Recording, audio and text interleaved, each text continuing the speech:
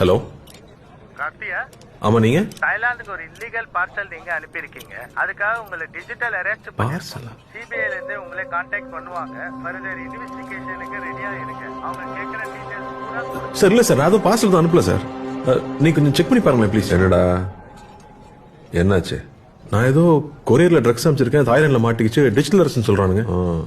முதல்ல போனை கட் பண்ணு. இன்னும் கொஞ்ச நேரத்தில் ஃபுல் செட்டப்போட வீடியோ கால்லே வருவான். சிபிஐ ஆஃபீஸர் பேசுறேன், இதை பத்தி வெளியில யார்கிட்டையும் சொல்லக்கூடாதுன்னு சொல்லுவான். உன் Aadhaar number, bank account number வரைக்கும் எல்லா டீட்டெயிலையும் புட்டு புட்டு வைப்பான். ஸ்கேம் கால்டா அது. ஸ்கேம்?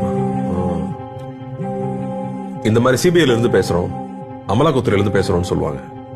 உங்களுக்கு பரிசு விழுந்திருக்குன்னு சொல்லுவாங்க. பேங்க்ல இருந்து பேசுறோம், உங்க ஓடிபி நம்பர் கொடுங்கன்னு சொல்லுவாங்க. இப்படி பல வித்த வச்சிருக்கானுங்க, ஏமாந்துடாதீங்க. நம்மளுடைய பேராசையும் அறியாமையும் தான் இந்த மாதிரி சைபர் ஃப்ராட்ஸ்க்கான மூலதனமே. டிஜிட்டல் அரெஸ்ட்ங்கிற ஒரு சட்டமே நம்ம சட்டத்துறையில இல்ல, நம்ப வேண்டாம். இதுல மக்கள் பல கோடி ரூபாய் ஏமாந்துருக்காங்க. இதுல ஏமாந்தவங்க சின்னவங்க பெரியவங்க, படிச்சவங்க படிக்காதவங்கன்ற பேதமே இல்ல. வீட்டில் இருக்கிற எல்லாரையும் எஜுகேட் பண்ணுங்க, முக்கியமா பெரியவங்க.